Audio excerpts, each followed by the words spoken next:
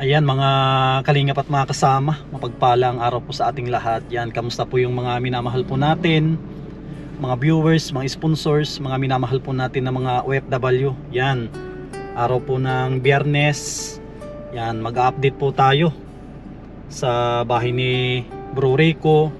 At tatanungin din po natin si tatay kung ano po yung resulta ng pagpunta po nila ng Manila. Kung pwede na bang ituloy yung bahay o hindi pa, kasi gusto ng mga sponsor na may klaro na usapan. Mas maganda siguro i-suggest natin kay tatay kung okay na yung usapan doon. Suggest natin na siguro sa barangay makakuha tayo ng assurance, kasiguraduhan na talagang wala nang pipigil o magiging hadlang kapag ituloy po natin yung paggawa ng bahay. Kasi yun po yung unang-unang hiling ng mga sponsor po natin, lalong lalo na kay Manay from US.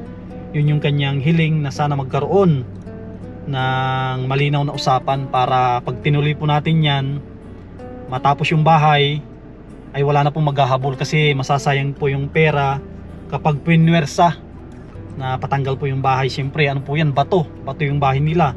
Ang mapapakinabangan lang doon, yero at saka tabla, at saka kaunti sigurong bakal. Yan, tara mga kalingap, samahan po ninyo ako. Pupuntahan na po natin si Bro Rico. At kamustahin po natin din yung kanyang asawa. Kasi nabanggit po sa akin nung kanyang anak na parang kalalabas lang ata. Hindi ako sigurado kung nakalabas na sila ng ospital. Magbibigay din po tayo ng konting tulong sa kanila. Tara po.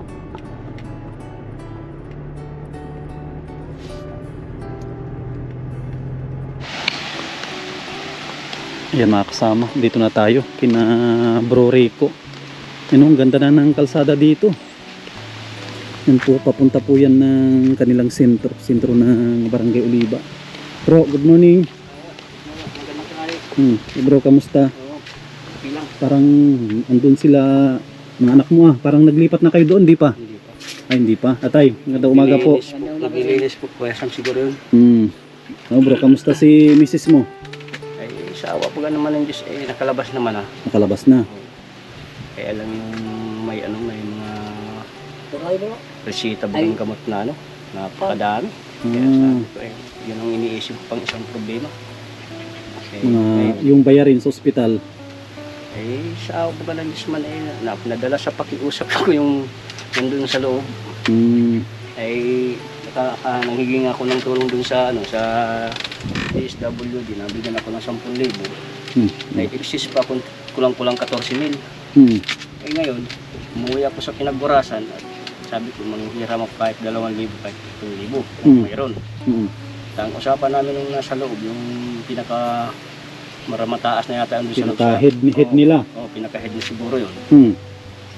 Tulungan niya tayo, kuya.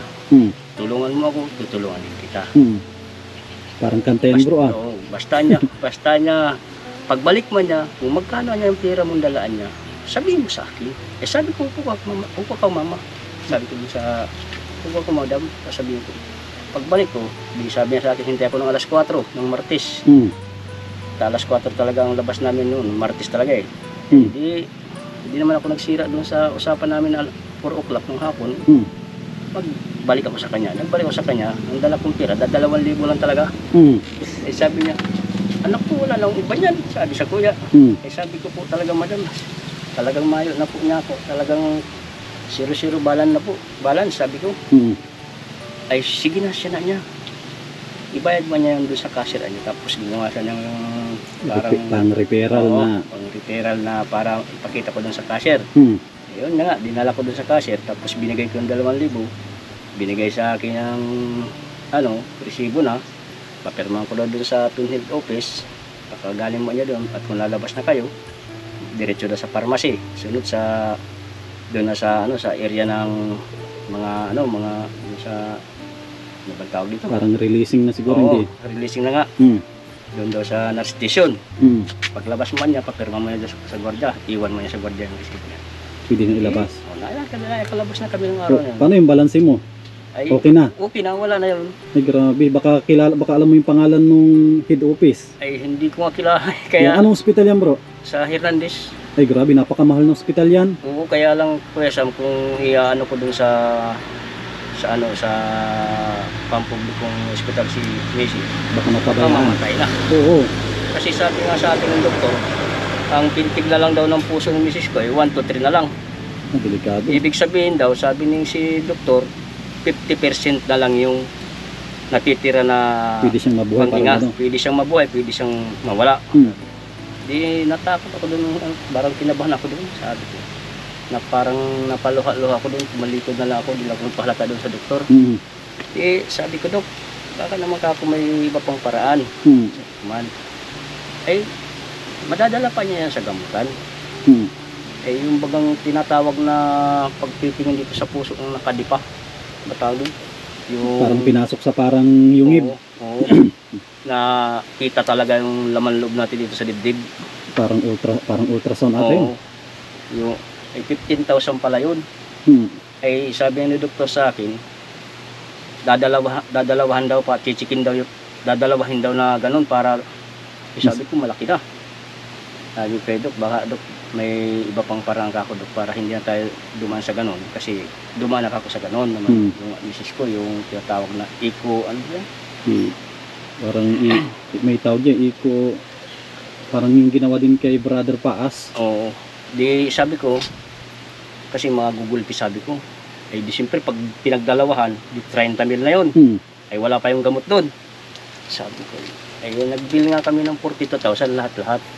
Kaya sabi ko, hihingi ko na lang ako ng tulong sa labas, baka ako makakuha ko.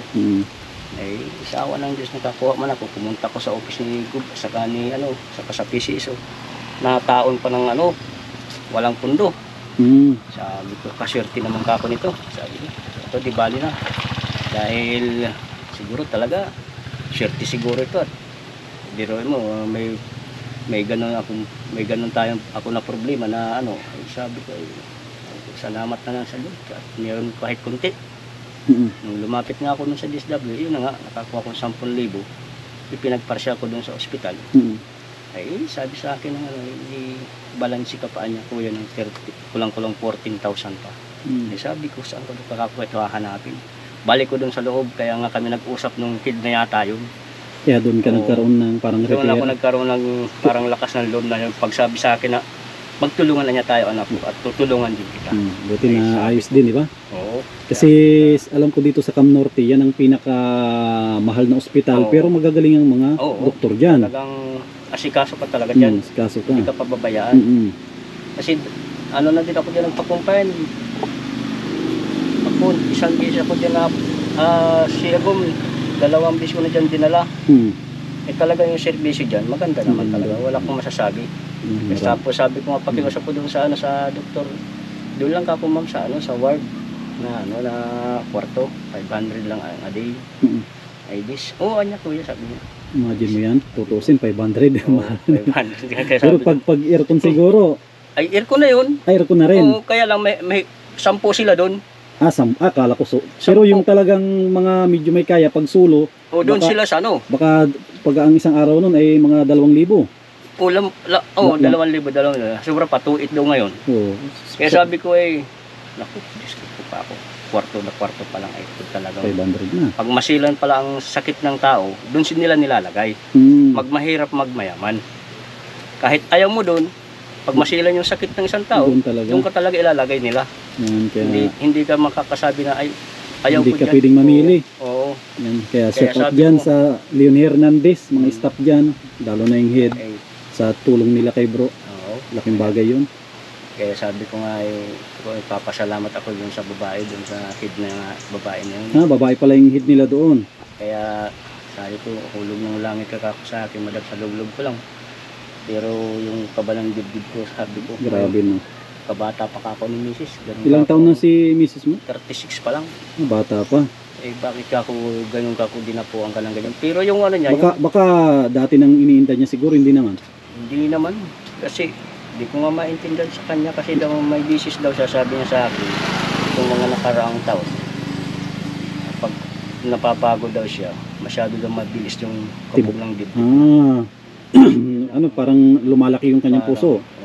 Sa tubig lang pala daw yun. Pero, nalunod yung Puso niya. sa tubig. Ano daw yung dahilan na isa yan na nagkaganon daw? Tapos yung palang nandito pa siya, hindi ko pa siya dinadala sa ospital, Namanas na yung paa. manas na yung katawan niya pala. Kala ko lang yun, normal lang. Kala mo mataba. Pagdating ko doon, tinurukan nga siya nung pangpaihi. Sabi daw ng doktor niya ay kailangan natin mawala yung tubig mo sa katawan kasi sobra-sobra na. Kaya niya na magaan yung puso ng kalahati ng puso mo kasi anya sobra-sobra na yung tubig. Kasi delikado. Baka anya ikaw ay pagod na pagod ka tapos bumibigla ka lang inom ng tubig. Kaya ganun anya yung nangyari. Lalo pag malamig. Kaya sabi ng doktor, tuturukan anya kita ng pampaihi anya para ilabas mo ang labas anya yung tubig. Ay paglabas baga namin ay sa awa ng Diyos para bagang lumiit baga siya. Talagang lumiit talaga. Sa puso, delikado din yan. Oo, Hindi basta-basta. Ay bumabara pa nga yung puso niya ng dugo kaya sabi ko wala ka. May gamot naman, di ba? Nagagamot siya. Oo, Ano yung mga bawal sa kanya bro pag ganyan? meron. Pero Pagkain siguro, hindi naman siguro. di naman. Doon sa may mga mantika, bawal Mga talaga. matataba lang Oo. siguro. Kaya sabi ko nga kay Agul, huwag ka nagkakain ng mga Mga bawal. Oo, kasi Mga matataas sa cholesterol, mga Pero pinagtaka ko dun sa kanya, yung blood sugar niya kasi mataas dati yung blood sugar niya. Wala na. 0-0 yung blood sugar niya. Naging normal. Maganda yun kasi Oo. Tapos ang pumalit nga yung sa puso. Kaya kasi mahirap ang sakit ng diabetic kasi Sabi lahat ko, dadamayin niya. Oo. Ay kung nandun pa yung diabetic niya tapos may sakit pa siya sa puso. Delikado yun. Madami na, mas delikado Komplikasyon ang naging labas niya. Oo. Kaya sabi ko, salamat na ako sa Diyos at medyo pa ako Okay na. kumbaga sana ay Nakaraos na rin kahit papaano, di ba? Kahit papaano. Sabi ko, Mm. ay kalalabas namin ng Martes. Yung usapan ng Martes talaga nakalabas ko. Pang isang linggo talaga. Nagpapahinga siya dyan. Ngayon, asan siya bro? Ano sa bahay? Doon Ay, dun kabila. sa Oo. yung kay kubo ni tatay. Yung Mm. kumpula bro, yung kay tatay, yung anong resulta dun sa tatay, ano yung resulta sa pagpunta nyo ng Manila? Ang kuwan doon ay nagpunta ko sa sa agrarian sa ay sabi sa akin ay raw talo daw ako doon. Talo ka? Oo. Hmm. Ay alam ko doon, ang kinasyo sa akin doon ay hindi ako tumatao. Hmm. Doon. Ngayon, ang sabi ko naman, ang sabihan pa ako na mabuti pa niya kay Anya, umuwi na Anya kayo Anya at pumunta na kayo Anyang agrarian at pakiusap mo lang Anya na kung maaari, ikaw na lang na ang kanilang tumatawa din. Sabi, Ay, ito na. Dito. oo, yung sabi sa akin. Hmm. Doon sa kabila, bako hindi dito. Oo. Ngayon, ang kuwan ko naman, hindi ako na dahil ang sa kanilang kuwan, ang sabi ay galing daw yun ng Supreme Court, yung papel na yun. Ang sabi ko naman, ba't kung galing sa Supreme Court, bakit ang nakatatak dito ay agrarian reform ang nakatatak? Eh di sabi ko, saan makatuwid? Hindi ito galing ng Supreme Court. Sa agrarian lang ito galing. O di ngayon, di siya. Ayun, yung sinabi nga sa akin na doon sa ay yung sinabi naman dito sa akin sa dait, sa sa agrarian, ay kaparehas din. Na ang sabi sa akin ay kuan niya na talo ko niya doon niya. Kaya ang sabi ko naman, kung ako man talunin doon sa hindi ako tumatao, maraming makakapagtestimonya na kung kailan talaga ako dito at kung paano ako naging nakatira dito, nangangalaga. Ay di, pinabayaan ko sila. Ay ngayon, iniisip-isip ko at kuwan, sabi ko, kung yung decision sa agrarian ang tinutukoy nila, ay tapos na yun. At yun ay mayroon ng takdang panahon na dapat ipatupad ng agraryo, ng agrarian. O ngayon, kung ito naman ang demanda nito nila sa amin na tatlong demanda na pinag-business, sa makatuwid, wala silang karapatan. At wala na pagbasihan sa kanila na talaga sa kanila ang lupa. O, kaya sabi ko naman dyan, paano? Anong ginagawa nila? Puro panggulo. O, kaya ang sabi ko naman dyan, Sam, ay mahirap sabi ko ang mga ganitong mga dahilan sa ganito nga. Dahil hindi ka gaano alam, gagawin na patigil ng bahay na yan. Ay, hindi pwede patigilin. At una, ito wala sa kaso. Wala sa kaso ito, hindi ito kasangkot sa kaso. Ang sangkot lang sa kaso ito, 1668 ito, at ito 1667. Oh. Iyon ang nakasangkot sa kaso, iyon ang kinaso nila. Ngayon, hindi na napatunayan at hinihingaan sila noon ng totoong dokumento ng sinasabing lupa, ay wala silang naipakita. Kundi sa isang dokumentong by mga eraser. Yun ang naipakita nila. Yun yung totoong dokumento. Ay wala. Oh. Ngayon, naghingi ako ng re-investigation. Ipinag-granted ng judge ang re-investigation. Kwan yun, na 2012 ang re-investigation na hinihingi ko. Na-granted. Ngayon, pag hearing namin sa re-investigation, di ako ang unang pinaupo duman sa investigation chair. Ngayon, pinagpakuhan ko ang sa aking mga dokumento. Oh. Ngayon, pagkatapos ko, ito naman ang kalabang ko, si Nelson Flores. Oh, ikaw nga niya, mag-on ka niya. I-condoan niya kung ano ang kuwan mo niya. Magkano ang bayad mo niya sa pagsampa ng kaso? 15,000 ang niya. Magkano niya ang bayad mo sa hearing? 1,000 po niya. O sige niya, bahala sa iyo ang kuwan mo, ang abogado mo. Yun ang sinabi sa justice. Bahala na raw kay Nelson ang abogado niya. Dahil pagsampa niyang kaso, 15,000. Yung sa araw-araw ay sa hearing niya, 1,000. Yun ang sinabi ng judge. Bahala niya sa iyo ang abogado mo. Yun. Hanggang sa na-dismiss ang kaso. Ma-hearing kami, wala sila. Kuminsan, maraming bilin taktik na ginawa nila. Para lang na siguro, magkagulo-gulo ang kaisipan ko, kaya ganun ginagawa nila. O, ay, ako naman ay pinapabayaan ko naman lang sila.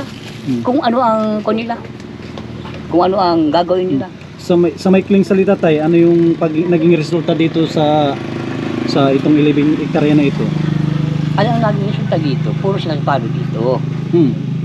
At ang may karapatan dito, doon naman sa kung talagang totoong bilingan nila, ay ako ang panalo. Wala man akong ibang asahan doon. May decision na. May takdang panahon na dapat matapos. O ay di wala na akong problema doon. Kasi, di ba, mayroon tayong na ano diyan, parang na hinto na project yung bahay ni bro. Ngayon, ang gusto ng mga sponsor, mayroon daw tayong assurance na kapag itinuloy yan, walang manggugulo. Tulad nung ginawa na dalawang beses na nagsabi, di ba? Na wag ituloy kasi sasayang lang yung pera. Kung itutuloy natin yan tay, siyempre pag sinabi ng sponsors, sila ang masusunod eh. Na mayroon daw tayong assurance o siguro usapan sa barangay na wala namang gugulo kung sakali man na itutuloy. Yun ang gusto nilang ay kung sa mangyari. Barangay, maaari pa ba yung pag-usapan sa barangay? Na ang usap lang doon, no, wala nang magpapahinto. Di ang sistema, magreklamo ka doon sa nagkakukuhan. Oo, yung sa nagpapahinto. Nagpapahinto. Yun ang dapat na makausap sa barangay na na kung maari na pwede siguro paperma rin siya, mayroong kayong kasunduan na hindi na siya manggugulo. Ay, ang problema nga ni yung kapitan dito ay magkakuhan sila eh.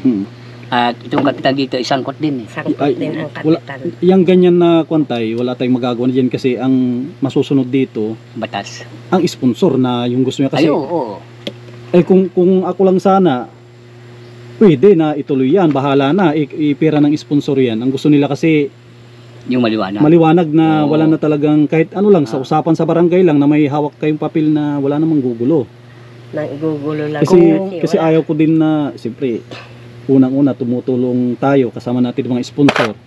Ayaw din natin na masira yung pangalan natin kasi yung tiwala ng mga ibang sponsor baka isipin nila sa susunod na project na naman ni Sam mahinto na naman. Kasi nung una kay Jumart naayos namin, okay na, naayos na yon yung nangyari doon. Tapos yung doon kay Maureen naman, wala kami magawa doon kasi may usap sa barangay pero hiram lang talaga yung lote. Nung nag-away yung hiniraman namin tsaka yung pinatayuan ko, wala kaming magawa. Kasi kasi ang usapan doon hindi namang ano lang, pansamantala lang eh. Ayun. So, yun naman okay na yun, naayos na rin yun. Binaklas namin yung bahay, kinuha namin yung mga pwedeng kuhanin. Yun, tapos yung naging pangatlo, itong sa inyo. Ito nga. So, kaya ang hiling ng mga sponsor bago daw natin ituloy, yung may kasiguraduhan daw na talagang wala namang gugulo. Kasi siyempre mga sponsor yan ang, sino naman ang mag-sponsor na siyempre may umahad lang sa ano sa paggawa ng bahay. Kaya yun ang isa na pinuntahan ko din dito. Yung tungkol dyan sa bahay kasi ang tumutulong dyan si Manay from US, tapos yung isa si ate, nakalimutan ko yung kanyang pangalan, kuwan muna, gusto nilang magkaroon ng malinaw na usap. Ayaw nila yung parang ano lang, yung parang sa kwento lang, ayaw nila. Ay. Kahit sabihin natin na totoo, wala, gusto nila may maipakita daw na wala namang gugulo. Yun nga ang mahirap ay dahil sa kumisan ayaw na makipagharap sa akin. Kahit na magdaan dito, ayaw nang magdaan. At palaging parang hinahabol. Kasi ang dami kasi nag-comment na tayo pagdating daw sa lupa, ano daw, magulo. Ayun. Mahabang diskusyonan. Magulo talaga yan. Ang proseso ay talagang, kasi may nagbanggit din doon na dati daw tumatanggap si Sir Rapi Tulfo ng mga ganyan na kaso. Kaso daw masyadong maproseso daw masyado, kaya hindi na atas ng tatanggap ng, ang tinatanggap lang niya yung mga kaso siguro na yung siguro demandahan na kunwari mag-asawa, inabuso o inaagrabyado, kasi yun madaling solusyonan yun. Tawagan mo lang yung kung barangay, tawagan mo ang barangay, tapos nakikipag komunikasyon sa pulis, di ba? Madaling usapan. Pero pagdating daw sa lupa, medyo hindi mo makuha sa ano, kahit isang buwan, hindi mo makuha sa isang buwan na proseso, kasi punta doon, punta dito, may hearing, ganito ganyan, hindi basta-basta matapos-tapos. Kaya kahit din ako, nalulungkot din ako dyan sa bahay na ganyan yung nangyari. Kung hindi yan na sana di halos tapos-tapos na yun ngayon. Ayo. Ay ako, ang inaasahan ko dyan ay hindi sila manggugulo dyan. Dahil una, nasa akin ang deklarasyon, ipinagbabayad ko. Paano papasukin nila? Ay yung deklarasyon sa amo ko. Bakit niya pinapasok? Kaya yun ang problema dyan. Yun nga isang nakakalungkot. Kahit sabihin natin na okay na, kaso wala tayong yung parang maipakita na na talagang hindi na sila manggugulo. Kaya ako naman ay sabi ko nga dyan, sabi yung isa ka akin ng abogado ko noon, hanggat hindi niya nailipat sa pangalan mo niya, may guguloan dyan. Mayroon talaga. Ang sabi ko naman, ganito naman ang sinabi ko, kung may manggugulo sabi ko sa akin at ako ay nakarapatan, ay di magkikipaggulo na rin ako. Para sa yun. Ano man, gusto nila ng away, gusto nila ng kuwan, ay di walang problema. Kasi yung usapin na yan, ang nangyari dyan bro, parang pasapasa na eh. Oo. Di ba? Pasapasa na kung sakali man na isa sa inyo ay mawala. Ang kaso na yan, sa anak na naman, parang pasapasa na lang hanggat hindi ka nakakakuha ng tamang hustisya. Pasapasa na lang ang mangyayari. Ang problema nga niyan sa kahit nasa hustisya, hindi mo matanggap-tanggap ang tamang hustisya. Doon sa aking counter affidavit, nagkuha na kami doon na kung maaari ay dalhin ito sa tamang husgado. Yun. Kasi pagdating sa ganyan na kasuhan kasi tayo, unang-una dyan, dapat mayroong kang pera. Kasi bawat kilos mo, pera. Bawat mo, pera. Kumbaga, talagang magastos yan ng ganyan na hindi basta-basta yung yung tawag dito. Kaya ang sistema nga, at wala kaming pera, nangyayari ang mga ginagawa nila dahil may pera sila. Kahit nalabag sa batas, nagagawa nila. Kaya lang, ang problema lang doon, ay ewan ko kung makakapayag yung mga inuloko tulad ko. Ay sa palagay ko, hindi ako makakapayag. Sino naman ng pantay ayaw na makamit yung yung tamang hustisya, di ba? Ako sabi ko dyan sa kahit na ako talunin, basta ilagyan sa tamang hustisya. Walang problema. Magaan sa kalooban na tanggapin. Na talo. Bayaran niya ang talimpong nyo. Pagkatapos kung ano ang mga kwan dyan, dapat bayaran nila. Yun lang. Para walang problema. Tapos kung ano yung pwede mong, kasi ang tagal mo dyan, yung may makukuha ka dyan na parte. Mayroon. At saka kung yan, ngayon, kung talagang kukunin nila yan, ay talagang magbabayad sila ng mga Kundi ang problema naman, kahit naman kunin nila, paano naman kanilang binabasihan? Wala silang binabasihan. Kaya nga tinalo namin sa dito sa Kaya yun ang problema. Kaya kung talaga kung sa madaling salita tay, mahabang usapin pa yan hindi basta-basta. Kumbaga ano yan ang proseso kasi may nagsabi na sa akin dati abot daw hanggang talagang taon talaga matagal na panahon. Ilang taon na yan. Pag natalo yung isa, mag-aapila. Ay tulad nga yung isang nito, ha? Pag dimanda sa akin ng 3 minto, ay natalo sila. Ay di hindi na sila mag-aapila. At talo sila. Ano naman ang gawin nila? Maulit sila, demanda man uli. Panibagong demanda. Panibagong dokumento naman gagamitin nila. Paano? Saan sila kukuha? Ang daming pinapakita sa akin, wala naman ako alam dyan. Sabi, kompleto daw sila. Hindi ko na tinignan. Andun lap daw, ang dami nilang hawak na papilis. Kung niya sa kuwan. Sabi niya, sa Hall of Justice sana, di sana panalo sila dyan. Ay talo sila sa dalawang departamento, sa parang sa Hall of Justice. Ay wala silang pinagkitan doon. Ang gusto lang nga namin mangyari dyan, maimbestigahan yung kaso dito. May saan sila nakuha Kaso na yan dito. Kaso lang, kailangan talaga dyan. Budget na naman, di ba? Oo. Hindi rin basta, wala naman atang libre na, puntay no, walang libre na hearing. Ayun wala. Pag ganyan talaga, ang iiral dyan, kung sino yung mapera, yun ang medyo yamado. Kasi pagdating sa hearing, kung wala kang pambayad, wala, paano yung kaso? Kaya lang, ang problema naman doon, magdamado man sila kung may pira sila, paano ang klaseng batas sa pinairal nila? Yun ang, Kape ka muna, bossing. ay, grabe si nanay. Oh, tama na itong kape na, wag nang tinapay. At katatapos ko lang Nang ano? dito pala si ate. Oh, kamusta si ate? Parang kung kayo nga parang mas bagay sa'yo medyo manipis ah. Tsaka ang maganda ay nakalabas ka na. Kamusta naman yung mga sila Desiree? Ang problema ko nga po dyan, kuya, wala pa yung mga gamit. Mga gamit sa school. Yan ang isang problema natin. Ang kuya ko dyan. Ilan silang nag-aaral na? Anim. 6. Ito si hindi pa. Si Junior. 6. Si Desiree, Si Erica. si Erica, Narbi. tapos yung lalaki Ay, yung binata po, mayroon na yung kuya. oo. Yung maliliit lang. Tapos yung dalawang dalaga. Bali, Yung 3 babae, 1 lalaki. Hmm. Grabe, hindi rin basta-basta pagdating sa pagpapaaral. Talagang Yan nga po. kailangan na igapang. Sa lang, tiwala lang at makakaraos din tayo. Importante, ikaw, pagaling ka kasi ikaw yung isang inaasahan ng mga anak. Kaya kung pala may dala din ako ditong konting tulong. Medyo mahirap-hirap nga kuya kasi sabi ng doktor, walang kasiguraduhan. Pagtiwala lang tayo sa itaas kasi siya lang naman ang may hawak ng ating buhay. Ito ate, may dala akong 2,000. Pasensya ka na dyan kasi yan lang ang kaya natin na tulong. Pinahati-hati ko lang kung magkano yung sinahod natin sa YouTube. Yun naman yung dinidistribute natin sa mga kababayan natin. Sa lang, kasi ganyan na, tulad ganyan na kalagayan mo, doble ingat ka na. Unang-una sa kinakain, tapos may tamang pahinga, tapos huwag ka masyadong mag-isip kasi ang nagpapalala dyan, pag iniisip mo yung problema, may stress ka. Yan ang pinakamahirap na kalaban. Pag stress, huwag ka mag-isip ng kung ano-ano. Yes, sabi ko nga, sabi na nga ako, bago man lang ako kung sakaling bagang hindi ko man naspinaw ko yan. Gusto ko maayos na yung bahay ng mga bata. Sa lang, huwag ka masyadong para isip ng kung ano-ano. Kasi nakaka-stress yan. Lang, kung ano yung dati na ginagawa mo. Pero sa pagdating sa pagkain, doble ingat ka na, mga bawal.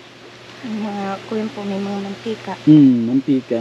Sa lang, ganyan na dumating na pagsubok, labanan natin. Hanggat kaya natin, di ba? Di ba bro, no? Lang, doble ingat ka sa unang-una dyan, sa kinakain mo. Ingat ka sa pagkain. Kasi pagdating sa sakit sa puso, pagkain ng unang-unang iniingatan dyan. Kaya, kailangan Tsaka tutuusin ko naman siya, batak naman siya sa trabaho. Oo. Kaya yung ganyan na sakit, hindi mo talaga maiwasan na biglang dadapo, di ba Nay, no? Kasi nga ay sabi ko sa kanya, Ako nga bawal na sa'yo minsan lahat ay yung mabibigat. kumikirot-kirot ang Hindi ka na dibdib. pwede magpaparang Hinahayaan bigat ko niya. lang. Ay, bawal magbuhat kasi puso yan. Oo. Kaya sabi ko, hintay na lang kung kailan ibigay ni Lord yung gumaling yan. Mawala rin yan. Katulad ng yung ano niya, yung blood sugar niya. Yung blood sugar, di ba sabi mo nawala. Wala na, di na na-detect kasi doon sa ano sa ultrasound niya. Dito pala si nanay, oh. Nay, matanong ko lang Nay, may lahi ba kayong ganyan, sakit sa puso? Wala naman. Wala naman po. Sa mga nauna, mga lolo't lola nyo, mga ganyan na sakit, wala naman. Wala naman po. Talagang ano talaga, parang yung pagdapo ng ganyan na sakit, hindi mo talaga inaasahan. Kasi kung lahi-lahi, talagang hindi ka na magtataka kung lahi-lahi na ganyan, may sakit sa puso. Ganyan, biglaan. Saan lang, tulad ng sabi ko, tamang pahinga, pagkain, ano lang siya, tawag dito, control sa pagkain. Hindi naman natin kailangan ng kumain ng mga sobra-sobra, yung sakto lang. Pag talagang yung tubig niya 1 liter lang sa isang araw. Yun talaga ang Hindi kailangan. talaga dapat lumampas doon. Kasi parang Binilin din sa akin ng doktor. Sabi niya sa akin nga, sa every every 2 weeks niya, bumalikan niya sa akin at check upin kita niya. libre na yun, bro. Sabi ko naman doon kay Dok, paano pa ako Dok kung wala kaming pera? Huwag mong isipin yung pera. Ang mahalagaan niya yung buhay. Malaman natin na niya kung ano na yung impact niya ng gamot. Sabi ko nga, katulad nito, wala ka akong pambili akong gamot. Naubos niya yung last na kanina yung inom niya. Kaya sabi ko, kanina, nag-iisip ako, kahit makakahanap ka akong pera ng pambili gamot natin yan. Imagine mo yan, bro, grabe, napakamahal na ospital yan. Sabi, Nag-o-offer sila ng ganyan na, kumbaga malawak yung kanilang pangunawa. Sa Maynila, Kasi yan ang pinakamahal na ospital dito. Pag sinabi mong Leon, kung maaari may sakit ka ngayon, bukas gusto mo lumabas ka na kasi yung bill na iniisip mo. Mahal po yan, yung Leon Hernandez. Ang alam ko, check up ng ihi nga lang, 2.5 na eh.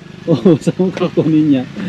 Kaya kung pa rin, mabait pa rin ng Panginoon sa inyo kasi ang ginawa ni yung head doon, na lang niya, parang sinushoulder na lang niya yung check up, kumbaga nilibre na lang niya kasi yung parang tulong na rin sa inyo. kasi nakita ko naman doon kasi sa namin, sa binayaran namin sa kanila, doon sa 42,000, wala naman na-reduce. Sabi nila sa akin, na-reduce, 0-0 nakalagay dito sa baba. Kaya sabi ko, wala ka akong na-reduce dito. Pag 0-0 na, wala na, bayad na yung lahat. Kaya sabi ko, kay madam, natinsos na kami. talaga ka kung iba talaga ako, wala talaga ako pira na makakuha na ngayon. Pero ako, uwi muna ako sa saglit lang at pabalik ako sa oras na pinag-usapan natin din 4 o'clock. Pupunta ako, nadating ako din. Siguro si ma'am, baka tumama yan sa tumama sa loto siguro ng 100 million. Oo, kasi may mga ganyan na tao na mababait talaga din. Mayroon silang kakayanan, yung gastos, sinushoulder na nila yan. Kumbaga sa hindi ako nahirapan sa kanya makipag-usap.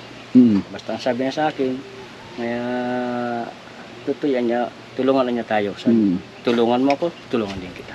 Kasi nakikita niya kasi yung nagsasabi ng totoo at saka hindi, di ba? Pag alam niyan, kita niya sa'yo na talagang totoo ka, yung pagtulong niya, tuloy-tuloy din. Kasi madali niya, marunong siyang bumasa ng sa mukha pa lang, sa mata. Yung mga ganyan na marunong sila. Lalo na, mga doktor yan. Baka sa psychiatrist, di ba? Marunong silang tumingin tao, sa salita mo pa lang, alam na nila kung nagsisinungaling ka o hindi. Sa kilos mo pa lang, alam nila. Kaya sabi ko salamat niya ako sa Diyos at kahit pa paano nakaraos din. Sabi ko, kung wala ka akong nakuha ng 10,000, hindi ka makalalabas. Talagang walang mga pundo yung maliba lang din talaga sa DSWD, yun lang talagang may pundo. Kaya salamat sa sangay din ng gobyerno yung DSWD. Salamat sa tulong nila. Kaya ako sabi ko, salamat ako sa Diyos sa meron ka ako kahit kunti. Sa hirap baga ng buhay ngayon sabi ko ganito pa ang nangyari. Ay, ito yan bro, ang hirap kumita ng pera. Kahit ako nga, minsan problema ko din yan ganyan, ang pera. Oo. Kasi may mga pinapaaral tayo. Hindi naman ang sweldo natin dito, hindi naman yan fix. Oo. May buwan na talagang maganda, may buwan talaga na bagsak. No. Hindi natin maano, parang negosyo din yan. May time na kumita ka na maganda, may time din na talagang mahina. Eh nung time na kumikita tayo ng medyo sakto lang, hindi naman tayo nagtatabi. Oo. Kaya naisipan natin nung medyo mahina, sana nagtabi na lang ako. Sabi. Kaso naman hindi naman tayo marunong magtabi. Oo. Ako kasi pag tulong, sige, tulong ng tulong.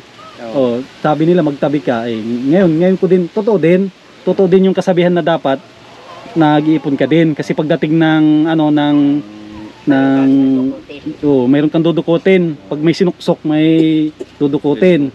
Eh, tulad ng walang sinuksok, wala kang dudukutin. Kaya doon ka mag-isip na dapat din, totoo din yan. Oo. Dapat kahit pakunti-kunti na nagtatabi para magamit natin lalo pag emergency. Pang emergency, pag walang-wala talaga makukuha mo talaga eh. Dudukutin ka. Eh kung walang nakatabi, Wala kang dudukutin. Kung mayroon kang pwede sigurong napundar na mga gamit, ayun. pwede mong ibenta. Oo. Kaso paano yung napundar mo, lagi paano pang araw-araw mo naman na ginagamit. Kunwari ikaw ay magsasaka, mayroon kang makina, ibenta mo yung makina o kalabaw.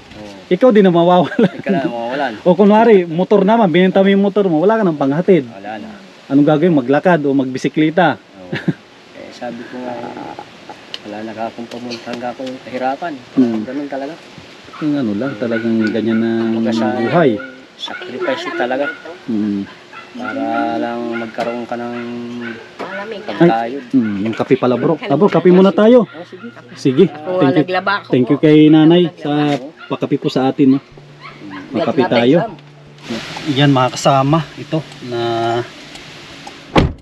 muli po nating nadalaw si Bro Rico natin at nakapag-abot din po tayo ng kaunting tulong po sa kanila. Yan. Maraming salamat po sa patuloy po ninyong pagsuporta, pagtitiwala sa inyong lingkod sa Mashley TV.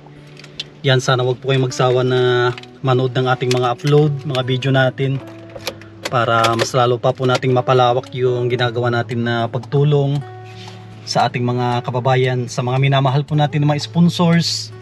Maraming salamat po sa inyong suporta at pagmamahal po sa ating programa. Yan, maraming salamat. Mag-ingat po kayo lagi at mabuhay po tayong lahat. God bless.